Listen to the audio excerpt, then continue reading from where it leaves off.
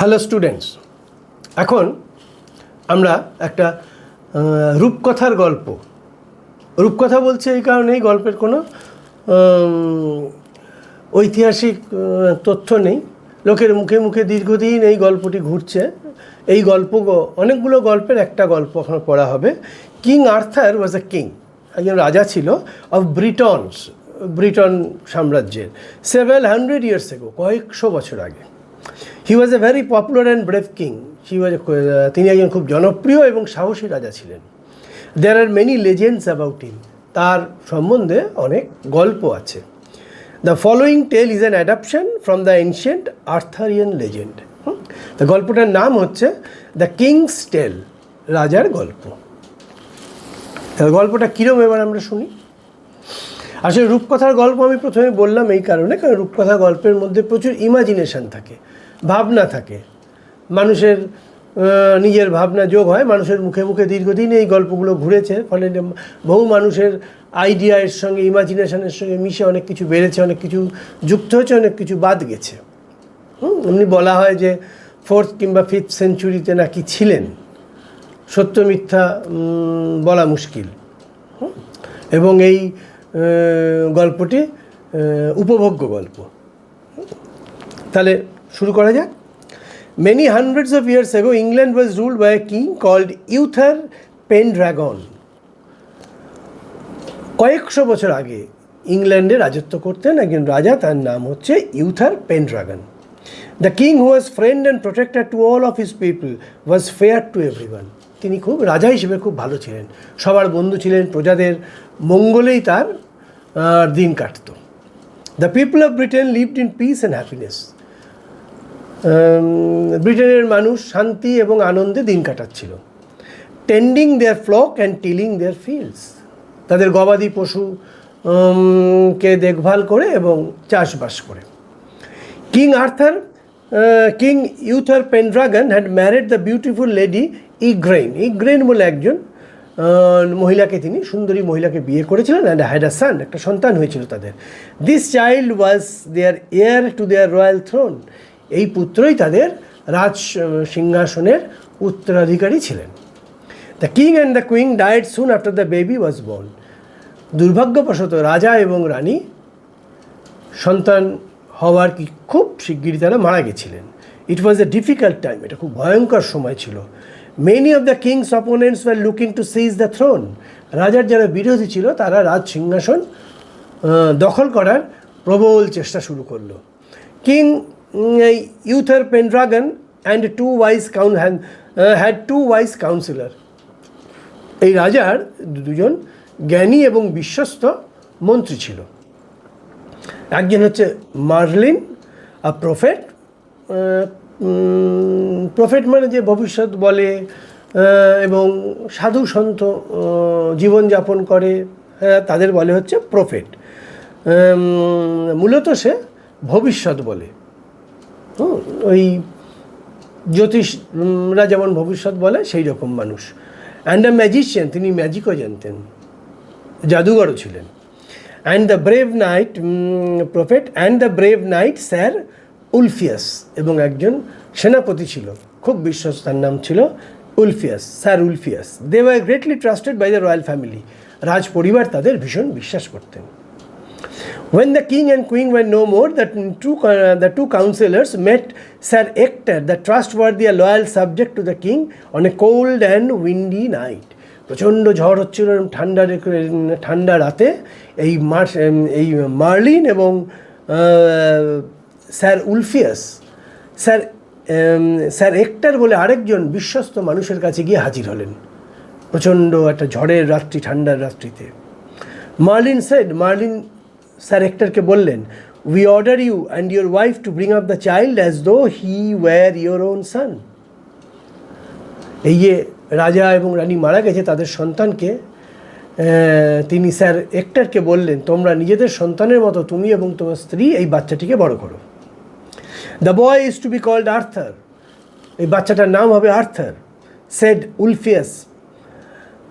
Sir Ector being true knight asked no question and promised to obey his late king's counselor. এবং যেহেতু সে একজন বিশ্বস্ত মানুষ ছিলেন আগের রাজার, যে রাজা মারা গেছেন, তাই এই দুই কাউন্সিলর, এই যে মন্ত্রী, এই মার্লিন এবং স্যার উলফিয়াসের কথায় কোনো অন্যথা করেননি, কোনো তর্কে যাননি, তিনি তার কথায় রাজি হয়ে যান এবং বাচ্চাকে বড় করতে শুরু করেন। As Merlin and Sir Ulfius had heard, trouble broke out in Britain after passing away the king. এবং এরা দুজন দেখতে পেলেন এবং জানতে পারলেন সব ছোট ছোট রাজারা বিদ্রোহ ঘোষণা করেছেন। The barons were fighting among themselves. Baron হচ্ছে এই আমাদের জমিদারের মতো লোক আর কি, নোবেলস তখনকার, তারাও নিজেদের মধ্যে লড়াই করছে। And plotting to capture the throne, সবাই রাজ সিংহাসন দখল করতে চাইছে। Britain was in the grip of lawlessness, Britain সেই সময় একটা অরাজক অবস্থা তৈরি হয়েছিল ব্রিটেনে। ট্রাভেলার্স ওয়ার রেগুলারলি রবড, যারা পর্যটক নিয়মিত তাদের জিনিসপত্র ছিনতাই করে নেওয়া হতো।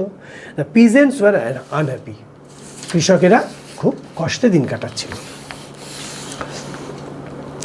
In the throne of Sir Ector, Arthur, the son of late king, was spending his boyhood in happiness and safety. কিন্তু ওই যে স্যার এক্টারের বাড়িতে ওই মৃত রাজা এবং রানীর সন্তান আর্থার, সে কিন্তু আনন্দেই দিন কাটাচ্ছে। As he grew older, he became gentle, strong, handsome and good like his father, Uther Pendragon. এবং যত বড় হলো সে তত সুন্দর হলো, সুঠাম হলো, শক্তিশালী হলো, দেখতে সুন্দর হলো, ঠিক তার বাবার মতন।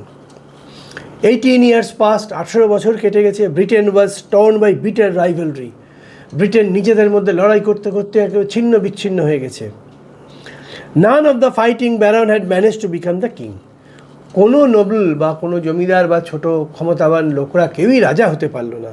The people longed for the old days of peace and prosperity under Uther Pendragon, মানুষ ভীষণভাবে চাইছিল ইউথার পেনড্রাগনের মতো একজন রাজা, যার শাসনে তারা খুব ভালোভাবে শান্তিতে আনন্দে দিন কাটাচ্ছিল।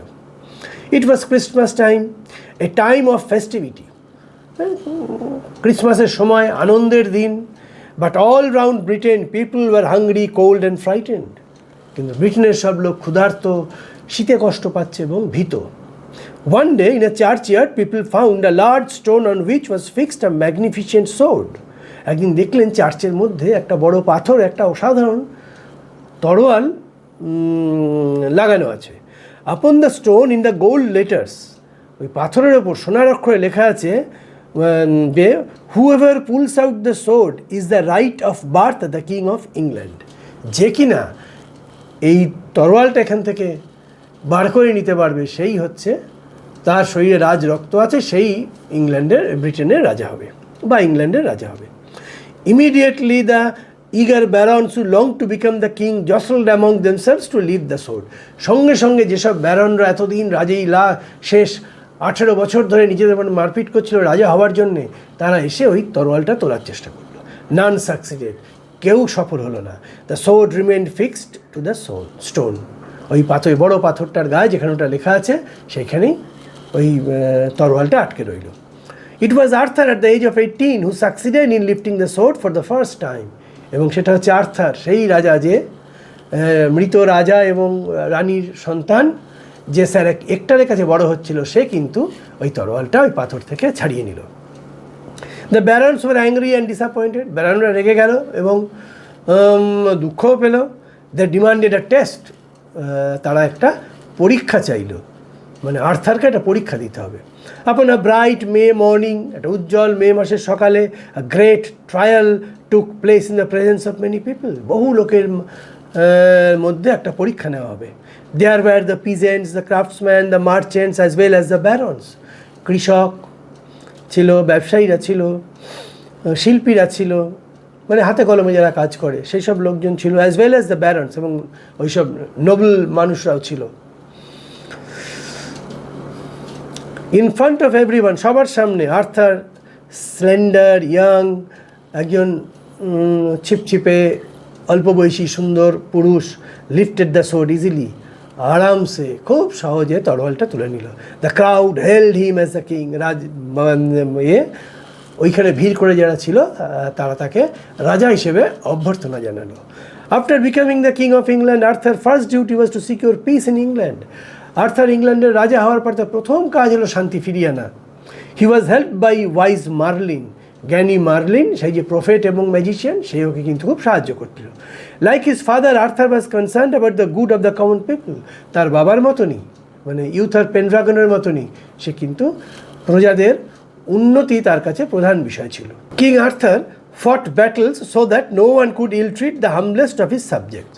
সে প্রচুর লড়াই করলো, যুদ্ধ করলো, যাতে তার সব থেকে দুর্বলতম প্রজাকেও যেন কেউ কষ্ট না দিতে পারে। King Arthur had lost his royal sword in battle. King Arthur যুদ্ধে তার রাজার যে তরোয়াল সেটাতে হারিয়ে ফেলল। One day Merlin took him to a valley of sweet smelling flowers. আর মার্লিন তাকে একটা মিষ্টি গন্ধ বেরোচ্ছে এরকম একটা উপত্যকায় নিয়ে গেল, যেখানে প্রচুর ফুল হয়ে আছে। At the age of the plain there was a deep lake, এবং সেই উপত্যকা বা সমতল ভূমির মাঝখানে একটা বিস্তৃত লেক, হ্রদ। As Arthur approached the lake, a beautiful arm with golden bracelet rose from the water. যেই এগিয়ে গেল, সেখানে একটা দারুণ হাত, একটা সুন্দর হাত উইথ গোল্ডেন ব্রেসলেট, হাতে একটা সোনার ব্রেসলেট পরা হাত জল থেকে উঠে এলো। The hand held a sword set with Ruby's and emerald.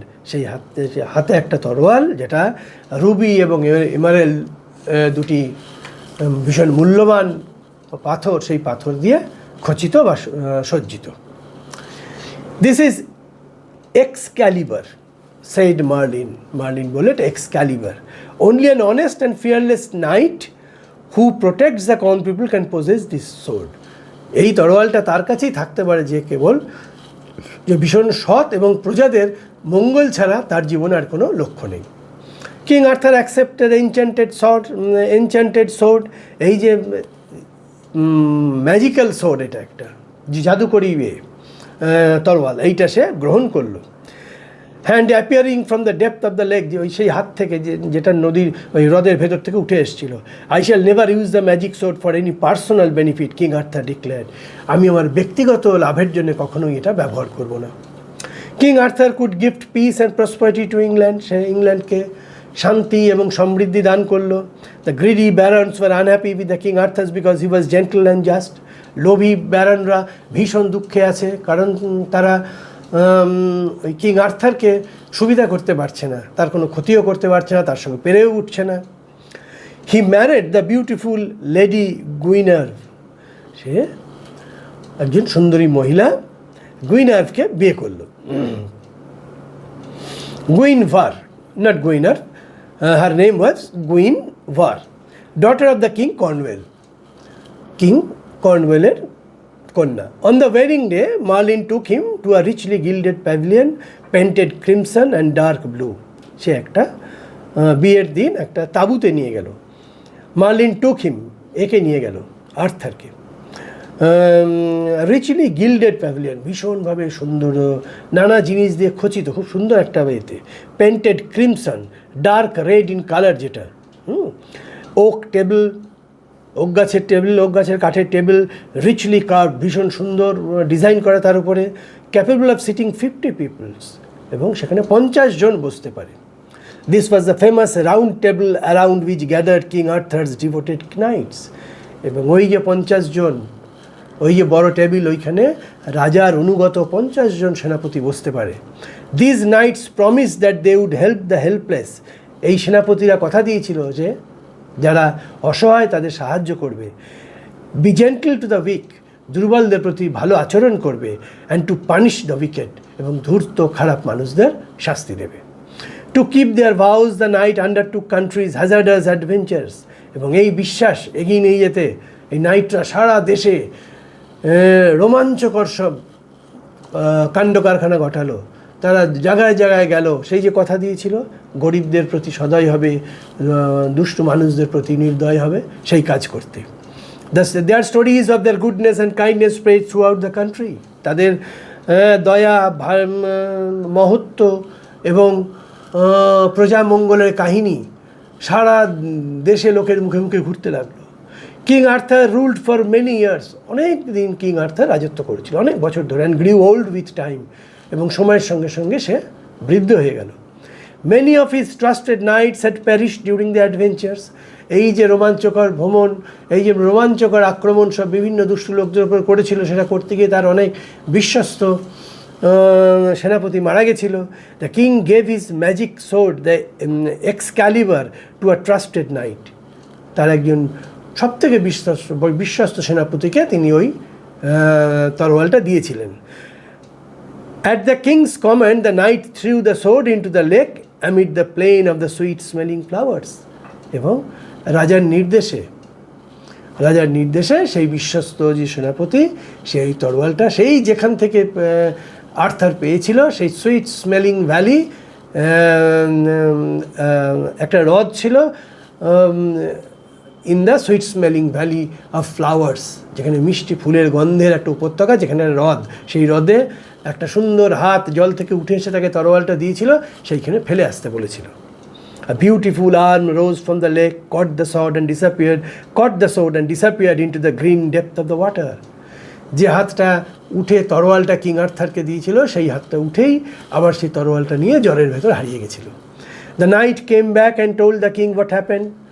সেনাপতি ফিরে রাজাকে বলল যে কি ঘটেছে। কিং আর্থার স্মাইল্ড, রাজা আর্থার হাসলো। He instructed his king to put him on a barge. তিনি তার বিশ্বস্ত মানুষদের বললেন, আমাকে একটা বার্জে রেখে দাও। বার্জ হচ্ছে ফ্ল্যাট বটমড বোট, যার নিচটা সমতল, মাল নিয়ে যাওয়ার জন্যে,